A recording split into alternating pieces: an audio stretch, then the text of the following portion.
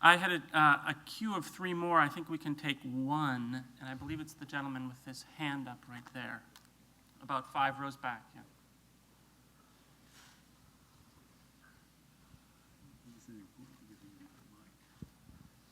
I'll try and make this brief. I wanted to ask a question that continues along the lines that, of a gentleman that asked a question over there and Professor Planning. And this question is for Professor Morriston, but I want to make a point in connection with your paper, Professor Murphy. Is it Murphy, right? It seems like what informs our intuitions about justice at base is this idea that justice, like a being acting towards another being in a just way, ought to be acting towards the being in a way that benefits them, or is that is conducive to their well-being. And that doesn't seem to apply just to one. I forget the name of dichological order. Is that the right? It's not a real word. You can pronounce it any way you want. All right. That it wouldn't apply just to some yes, that thing, and as opposed to another, but justice as such, or and I think that kind of fuels the feeling that these actions portrayed in the Old Testament are not just.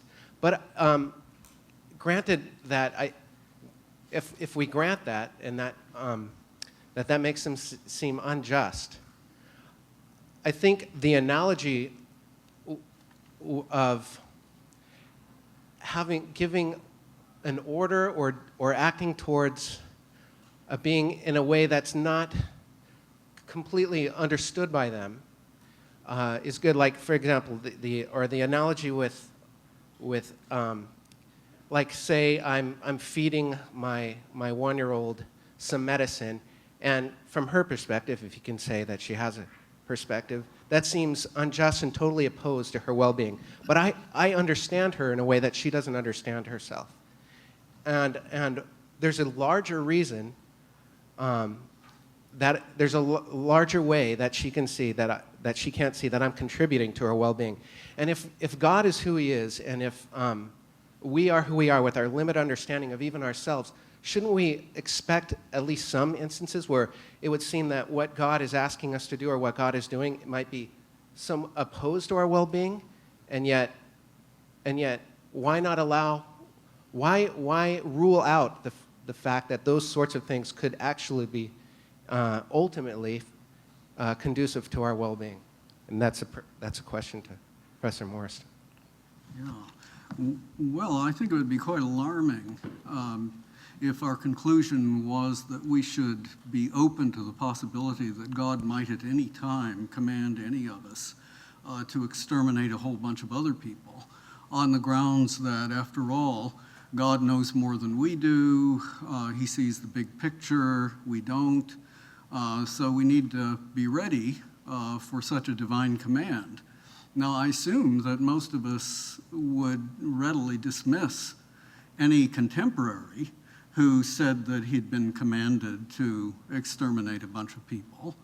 All I'm doing is applying the same reasoning to the case of the Jerichoites. I'm not seeing any real distinction between what we'd say about somebody who thought that God had commanded him to exterminate a whole city, right? I'm not seeing a principled reason to distinguish between what we should say about that case and what we should say about this. We have the option of saying God didn't really do this. The text here says that God did it, but the text was written by fallible human beings who were a little bit hard of hearing sometimes. So from my point of view, what we ought to be asking ourselves is, what's the likeliest hypothesis here? The texts are wrong. That's one hypothesis. In this respect, they're mistaken. Another hypothesis would be God has very mysterious and deep reasons that are completely unfathomable to us. The first hypothesis just seems to me, on the face of it, to be way, way more likely. I guess that's the best I can do by way of answering this question. Thank you very much.